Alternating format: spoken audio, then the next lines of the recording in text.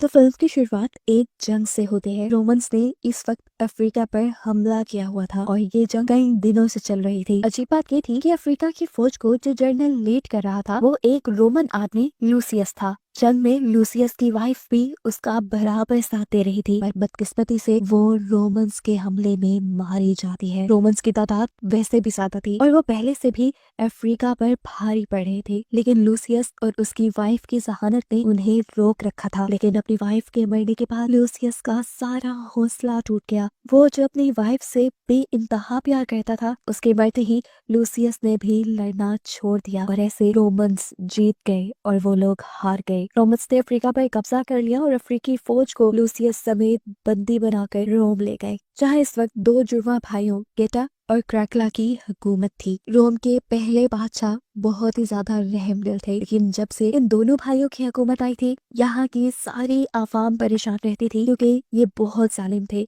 यहाँ तक कि क्रैकला की तो दिमागी हालत भी ठीक नहीं थी। खैर, जनरल मार्कस की लीडरशिप में इन्होंने ये जंग जीत दी थी, जिसके जश्न के तौर पर गेटा एक प्रोग्राम रखता है अपनी और अपनी आवाम की एंटरटेनमेंट के लिए। ये एक फाइटिंग प्रोग्राम था जिसमें अब वो लोग अपने दुश्मनों का सामना करवाने वाले थे बहुत ही भारी और खूनखार बंदरों से। लूसियस समेत बहुत सारे कैदियों को जंग के इस मैदान में लेके आया जाता है। यहाँ पे ही लूसियस को एक फ्लैशबैक आया, उसके बचपन का फ्लैशबैक। उसे ऐसा लगा कि जैसे ये जगह जानी पहचानी है, वो यहाँ रहता हो। उसे याद आया कि बचपन में जब वो छोटा था तो इसी मैदान से उसकी मॉम ने उसे कुछ सोल्जर्स के साथ यहाँ से भेज दिया था। साफ मतलब है कि लूसियस का इस जगह से कोई गहरा ताल्लुक है। पर प्रेजेंट में देखने को मिलता है कि यहाँ जंग के मैदान में जंग शुरू हो गई थी। दुश्मन सोल्जर्स के ऊपर खूनखार बंदरों को छोड़ दिया गया था। जो खूनखार बंदर एक ही लम्हे में हमला करके बहुत सारे सोल्जर्स को मार चुके थे। उनके मारने का अंदाज ऐसा था कि सोल्जर्स अपने आप को बचा भी नहीं पा रहे थे। लूसियस और उसके साथ के एक दो साथी पहले दूर खड़े हुए ये नजारा देखते रहे और फिर अपनी हिम्मत, अकल और बहादुरी से उन्होंने आगे बढ़कर उन बंदरों का मुकाबला किया। पीछे से उनके ऊपर हमला करते हुए उनको काबू करके आखिर ये लोग उन्हें मारने में कामयाब हो ही गए। यहाँ हम नोटिस करते हैं कि लूसियस को लड़ते हुए रोम के एक्स जनरल मैक्रिनस बहुत ही गौर से देख रहे थे और इस गेम प्रोग्राम के खत्म होते ही वो लूसियस को अपने पास भी बुलाते हैं। वो लूसियस से मिलते ही पहले उसकी तारीफ करते हैं, उसकी लड़ाई और हौसले की। वो उससे कहते हैं, मैंने तुम्हारी ताकत देखी है और उसे देखते हुए मैं ये चाहता हूँ कि तुम मेरे लिए लड़ो, मेरे ग्लैडिएटर बन जाओ, जिसके बदले में मैं तुम्हें एक बहुत ही अच्छी शानदार जिंदगी दूंगा। वरना तुम जानते तो हो कि यहाँ कैदियों के साथ क्या सलूक किया जाता है। ऑफर जनरल मैक्रिनस की बुरी नहीं थी, लेकिन इस ऑफर को सुनते ही लूसियस हंसने लगा। जनरल सवालिया नजरों से उसे देख रहे थे। तब लूसियस ने कहा, मैं यहाँ किसी और मकसद से नहीं आया, मैं यहाँ आया हूँ तो आपके जनरल मार्कस की मौत के लिए। मुझे उसका सर चाहिए क्योंकि उसने मेरी बीवी को मारा है। ये सुनते ही जनरल उसे कहते हैं, तुम्हारा काम मेरे जिम्मे, तुम्हें मार्कस का कटा हुआ सर मिल जाएगा, लेकिन इसके बदले तुम मेरी बात मानोगे। सीन कट होकर अब हमें जनरल मार्कस को उनकी वाइफ लुसीला के साथ दिखाया जाता है। लुसीला रोम की शहजादी थी। ये रोम पहले उसके डैड का था और उसके डैड के मरने के बाद ये सारा रोम लुसीला के हस्बैंड को दे दिया गया, जिसकी भी एक जंग में मौत हो गई। और अब लुसीला की जनरल मार्कस से शादी की गई थी। यहाँ जनरल मार्कस लुसीला से बात कर रहे थे कि अब इस हुकूमत के हकदार वो है, गेटा और कारकला नहीं। इसीलिए उन्होंने बगावत का प्लान किया है और कुछ दिन बाद वो खुद गेटा और कारकला के खिलाफ एक बड़ी जंग रखने वाले हैं। कई सीन कट होकर हमें दिखाया जाता है कि लूसियस को दोबारा एक ग्लैडिएटर से यानी एक प्रोफेशनल फाइटर से लड़ने के लिए बुलाया गया था और ये फाइट भी सिर्फ यहाँ के एम्परर्स यानी यहाँ के हुक्मरानों की एंटरटेनमेंट के लिए रखी गई थी। इस मर्तबा जो ग्लैडिएटर लूसियस के मुकाबले में आया था वो सालों से चैंपियन रहा था और आज तक उसे कोई हरा नहीं पाया। इसी वजह से वो लूसियस पे भी भारी पड़ता रहा, लेकिन लूसियस ने भी हिम्मत नहीं हारी। पहले अपने डिफेंस के लिए लड़ा और आखिर फिर सामने वाले ग्लैडिएटर की कमजोरी को भांपते हुए उसके हाथों को पकड़कर कंट्रोल करते हुए उसी के चाकू से उसे स्टैप करके मार देता है। ये वो टाइम था जब सब हैरानी से खड़े हो गए थे। लूसियस ने अब तक के सबसे एक्सपीरियंस ग्लैडिएटर को मार डाला था। गेटा भी इस टाइम लूसियस से इम्प्रेस होकर उसकी तारीफें करने लग जाता है। गेटा की तारीफ के जवाब में लूसियस ने यहाँ उसे एक पॉइंट कही ये पोइम बचपन में उसे उसकी मॉम ने सुनाई थी और ये रोमन लैंग्वेज में थी। सभी इस पोइम को सुनकर हैरान हो गए और फौरन जनरल मार्कस भी आकर यहाँ से लूसियस को ले गए। जेल में जाने के बाद उन्होंने लूसियस से सवाल किया, आखिर तुम कहाँ से हो, तुम पैदा कहाँ पे हुए थे? क्योंकि अब ये पोएम सुनने के बाद उन्हें भी शक होने लगा था कि कहीं ये लुसीला का बेटा तो नहीं। लेकिन मैक्रिनस के 100 मरतबा पूछने पर भी लूसियस इस बात को साफ नहीं बताता। सीन कट होकर अब हमें जनरल मार्कस को दिखाया जाता है जो अपनी बगावत की तैयारी कर रहे थे। इस वक्त यहाँ के सेनेटर, बहुत सारे हुकूमत के जासूस और खास लोग भी जनरल मार्कस का साथ देने को इसलिए तैयार हैं क्योंकि वो यहाँ के एम्परर यानी बादशाह गैटा की ज्यादतियों से तंग आ चुके हैं। जनरल मार्कस इन सबको बताते हैं कि उन्होंने अपनी खास एक फौज बनाई है जिसमें लगभग 5000 आदमी हैं और वो उसी फौज के जरिए इस महल के ऊपर हमला करवाएंगे। अब अगला दिन आ जाता है और हम देखते हैं कि गैटा ने एक और ग्लैडिएटर के साथ लड़ाई रख ली थी, वो भी लूसियस और उसके आदमियों के लिए। इस मर्तबा ग्लैडिएटर था एक राइनोसोर और उसको रोमन सोल्जर ही कंट्रोल कर रहा था। अगर कोई राइनोसोर के हाथों बच जाता तो ये सोल्जर कोड़े मार के उस आदमी को खत्म कर देता। ये लड़ाई इतनी खतरनाक थी कि इस मैदान से किसी भी कैदी का बचकर जाना नामुमकिन था। लड़ाई शुरू हो जाती है। लूसियस से पहले उसके कई साथी कैदी को इन राइनोसोर्स के मुकाबले में लाया जाता है जिनको राइनोसोर अपनी एक एक टक्कर की वार से ही मार चुका था। और अब फाइनली बारी आई थी लूसियस की। लूसियस ज़हीन था। वो राइनोसोर के पहले हमले से तो साइड पे हटकर अपनी जान बचाता है और दूसरी मर्तबा जब राइनोसोर हमला करने के लिए लूसियस के करीब आया तो उसने मैदान से मिट्टी उठाकर उसे हवा में ऐसा उड़ाया कि राइनोसोर को वो नजर ही ना आए। ये कहते ही वो दीवार की तरफ मुड़ गया और राइनोसोर ने जैसे ही उसे देखकर उसके ऊपर हमला करने की कोशिश की तो एक और मर्तबा लूसियस वहां से हट गया और ऐसे राइनोसोर का सींग दीवार में धंस गया। अब क्योंकि राइनोसोर से वो बच चुका था इसलिए राइनोसोर के ऊपर बैठा सोल्जर लूसियस से लड़ने के लिए नीचे उतरा और ये ग्लैडिएटर पहले ग्लैडिएटर से भी कई ज्यादा ताकतवर और एक्सपीरियंस था। उसकी मूव्स भी लूसियस को समझ नहीं आ रही थी। लूसियस अपने आप को बचाने की तो भरपूर कोशिश करता है लेकिन वो इस दौरान कोई भी हमला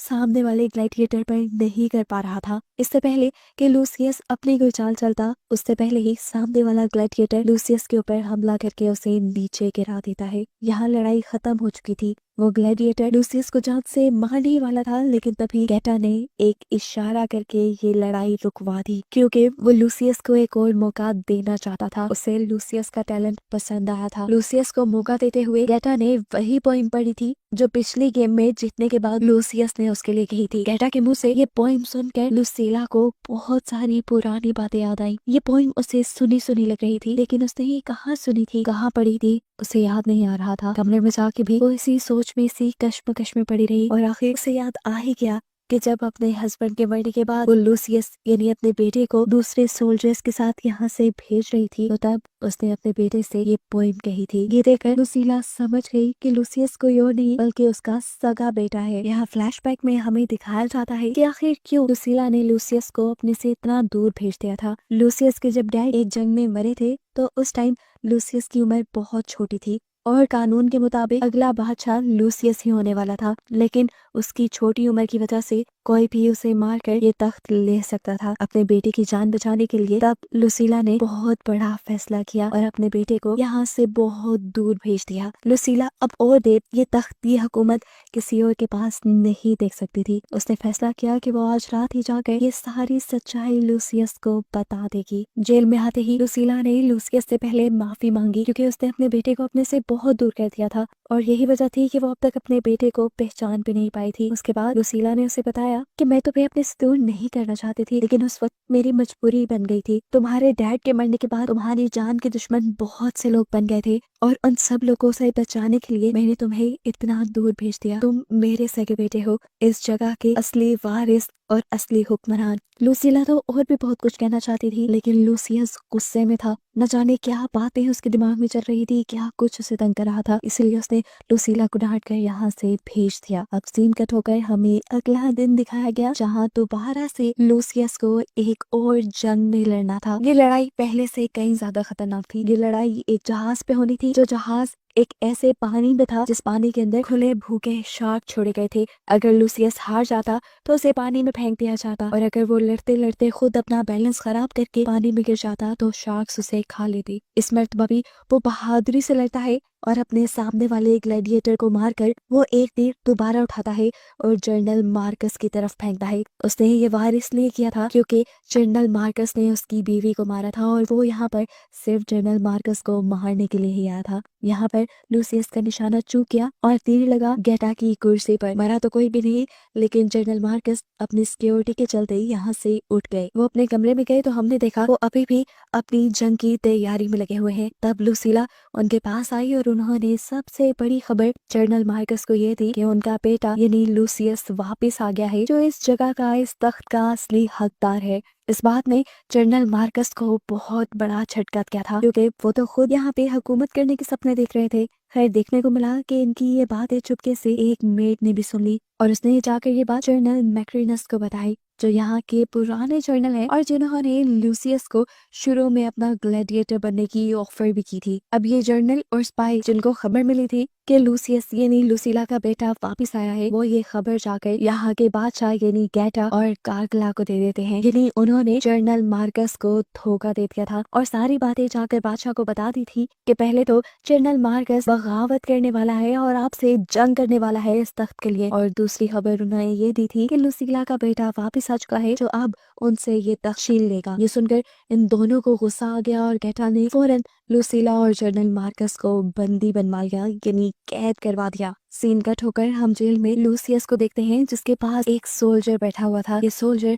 उसे यहाँ की पुरानी कहानियां बता रहा था, यहाँ के पुराने ग्लैडिएटर्स और यहाँ के पुराने हुक्मरानों की कहानियां, जिसमें उसके डैड का नाम भी था मैक्सिमस। लूसियस इस आदमी के जरिए अपने डैड के बारे में और भी बहुत कुछ जानने की कोशिश करता है और यह आदमी उसे उसके डैड के बारे में बताते हुए एक ऐसी जगह पर ले जाते हैं जहाँ पर उसके डैड का आर्मर और उनकी तलवारें रखी हुई थी, जिन्हें देखकर लूसियस को काफी सारे अपने बचपन के फ्लैशबैक से याद आए थे और उसे यकीन आ गया था कि लुसीला झूठ नहीं बोल रही, वो खुद मैक्सिमस और लुसीला का बेटा है। खैर, अगले दिन दिखाया जाता है कि बादशाह गेटा ने दोबारा एक और जंग रखती है। वही जंग, वही फाइटिंग प्रोग्राम जो हर रोज वो एंटरटेनमेंट के लिए रखते हैं, और इस मर्तबा उसने लड़ने के लिए बुलाया है अपने कैदी को, नए कैदी को, जो कि और कोई नहीं बल्कि जनरल मार्कस ही है। जनरल मार्कस एक बहुत ही पुराने ग्लैडिएटर थे, एक बहुत ही पुराने फाइटर थे, जिनके आगे किसी का भी टिक पाना नामुमकिन था। उनके सामने यहाँ जितने भी ग्लैडिएटर भेजे जाते हैं, जनरल मार्कस बड़ी ही आराम से उनका मुकाबला करके उन्हें हराने में कामयाब हो जाते हैं। इसके बाद यहाँ पर बुलाया जाता है लूसियस को, वो भी गेटा के कहने पर। इस टाइम अब जनरल मार्कस और लूसियस के दरमियान में लड़ाई चल रही थी। लूसियस का तो मकसद था जनरल मार्कस को मारकर अपनी वाइफ का बदला लेना, लेकिन यहाँ लड़ते हुए जनरल मार्कस ने ही अपनी तलवार नीचे गिरा दी और लूसियस के सामने अपने आप को सरेंडर कर दिया, ये कहते हुए कि लूसियस, मैं तुम्हें जानता हूँ, तुम यहाँ के अगले सच्चे हुक्मरान हो। उसको इस तरह नीचे बैठा हुआ देखकर गेटा दूर से उठा और उसने लूसियस को हुक्म दिया कि वो जनरल मार्कस को मार दे, लेकिन लूसियस ने इस वक्त जनरल मार्कस को मारना ठीक नहीं समझा, क्योंकि उसके सामने वाला इस वक्त मुकाबला नहीं कर रहा था, बल्कि तलवार फेंककर नीचे बैठा हुआ था। गेटा ने जब देखा कि लूसियस ने उसकी बात ना मानते हुए जनरल मार्कस को नहीं मारा, तो वो अपने सोल्जर को जनरल मार्कस को मारने का हुक्म दे देता है और सभी सोल्जर धड़ाधड़ उसके ऊपर तीर बरसाकर उसकी जान ले लेते हैं। ये देखकर लूसियस को एक बहुत बड़ा झटका लगा। उसे दुख तो हुआ था जनरल मार्कस की मौत का, लेकिन उसने इस मौत को सियासत की तरह अपने लिए इस्तेमाल किया और सारी आवाम से चिल्ला के कहा, देखो ये बादशाह ने क्या करवाया, यहाँ के सबसे महान जनरल को मरवा दिया, जो सालों तक तुम्हारे बादशाह के लिए, तुम्हारे लिए लड़ते रहे। अगर इतने महान इंसान की जान की कीमत यहाँ कुछ नहीं, तो देख लो इस बादशाह के लिए तुम्हारी जानों की कीमत क्या है। एक दिन वो तुम सबको भी मरवा देंगे। ये सुनकर यहाँ अवाम को भी गुस्सा आ गया और वो भी अपने बादशाह यानी गेटा के खिलाफ हो गए। देखते ही देखते ये मुहिम इतनी ज्यादा बढ़ गई कि लोग रातों में भी सड़कों पे निकल आए धरने देने के लिए और गेटा को हुकूमत से उतारने के लिए। इस दौरान जब पूरे शहर में दंगे और फसाद हो रहे थे, जनरल मैक्रिनस ने अंदर एक और फसाद करवाया और जाकर बादशाह कार्गला, जो कि बादशाह गेटा का भाई था, उससे कहा कि गेटा कभी भी आपको बादशाह नहीं बनने देगा। वो हमेशा यहाँ पूरे रोम पे अपनी ही हुकूमत रखना चाहता है और अपनी ही हुकूमत रखेगा। देख लीजिएगा आप लोग। कार्गला, जो दिमागी तौर पे थोड़ा कमजोर था, वो जनरल मैक्रिनस की बातों में आ गया और उसने जाकर गुस्से में गेटा के ऊपर हमला कर दिया। हमला क्या किया, उसने तो तलवार से गेटा का सर ही धड़ से अलग करके उसे मार डाला। और इस सारी चीज से अनजान लुसीला इस टाइम लूसियस से मिलने के लिए जेल में आई हुई थी। उसके हाथ में उसके डैड की एक अंगूठी थी, बादशाह की अंगूठी, जो यहाँ की असली तख्त नशीन को मिलनी थी। वो ये अंगूठी लूसियस को देकर कहती है कि अब इसके हकदार तुम खुद हो। ये देखकर लूसियस कुछ नहीं कहता और चुप करके वो अंगूठी ले लेता है। इस टाइम की आंखों में एक अजीब सा पछतावा था। उसने हाथ पकड़ के अपनी मॉम यानी लुसीला को देखा और उससे कहा, मुझे माफ करना मॉम, मैं जनरल मार्कस को तो नहीं बचा पाया, लेकिन अब मैं आपको बचाऊंगा, मैं आपको खोना नहीं चाहता। ये कहकर उसने फौरन अपनी माँ लुसीला को गले लगा लिया और इन दोनों के दरमियान सारी नाराजगी खत्म हो गई। खैर, अब अगले दिन दिखाया जाता है कि बादशाह कारकिला अपनी हुकूमत का ऐलान कर रहा था और सबको ये बता रहा था कि गेटा मर चुका है और अब यहाँ का नया बादशाह मैं खुद यानी कारकिला हूँ। सभी इससे पहले कि उसके इस फैसले पे कोई रिएक्शन देते, जनरल मैक्रिनीस यहाँ गेटा का सर लिए पहुंच जाते हैं और सब लोगों को बताते हैं कि अपने भाई यानी गेटा का कत्ल खुद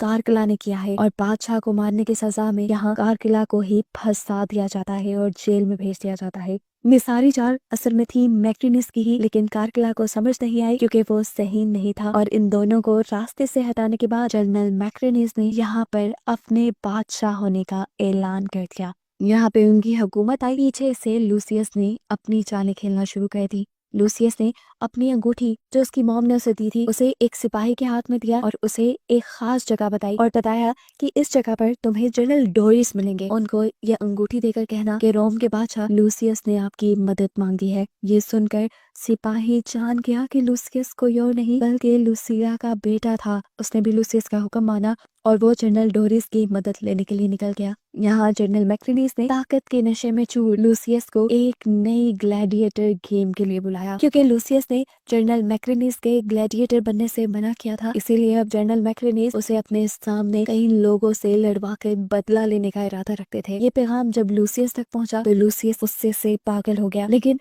उसने यहाँ ज्यादा रिएक्शन नहीं दिया। जेल की चाबी उसने पहले ही सिपाही से ले ली थी। मौका देखते ही वो जेल तोड़कर बाहर आ गया और उसने यहाँ के सिपाहियों के ऊपर हमला कर दिया। वो यहाँ से आजाद होकर भाग चुका था क्योंकि उसे जाकर जनरल डोरिस की फौज के साथ मिलना था और आकर यहाँ जनरल मैक्रिनिस के ऊपर यानी रोम के ऊपर हमला करना था, अपनी हुकूमत अपना हक लेने के लिए। इस बात को ज्यादा देर नहीं लगती और ये खबर जनरल मैक्रिनिस तक भी पहुंच जाती है कि जनरल डोरिस अपनी पूरी फौज के साथ यहाँ हमला करने के लिए आ रही है। ये देखकर उन्होंने भी ये जो प्रोग्राम सेट किया हुआ था उस प्रोग्राम से उन्हें उठना पड़ा और जंग के लिए तैयार होना पड़ा। कुछ देर बाद हमें एक जंग का माहौल दिखाया गया जहाँ आमने सामने दो फौजें थी। एक रोमन फौज इन्हें जनरल मैक्रिनिस लीड कर रहे थे और दूसरी फौज जिसे लूसियस और जनरल डोरिस लीड कर रहे थे। हालांकि लूसियस और जनरल डोरिस की फौज कम थी, लेकिन इनकी बहादुरी और जुर्रत बहुत ज्यादा थी। ये फौजें आपस में लड़ने लग जाते हैं। अब यहाँ जहाँ दो फौजें लड़ रही थी वहीं पर जनरल मैक्रिनिस और लूसियस भी आमने सामने आ गए और लूसियस ने उनसे कहा कि मैं रोम को तुम जैसे लोगों से बचाने के लिए लड़ रहा हूँ। ये कहते ही इनके दरमियान फाइट शुरू हो गई। फाइट इनकी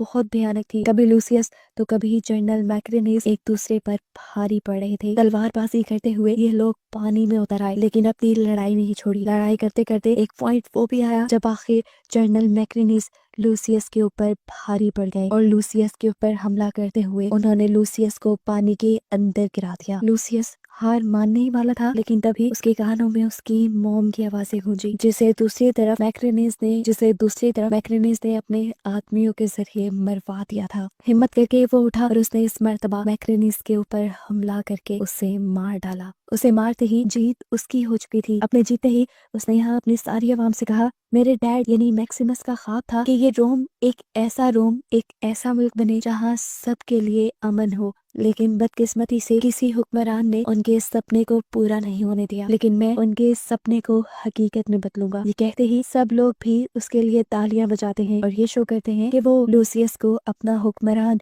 अपना बादशाह मान चुके हैं। आखिर तक उसके असली हकदार को मिल जाता है और बस यही दिखाते हुए ये कहानी यहाँ खत्म हो जाती है।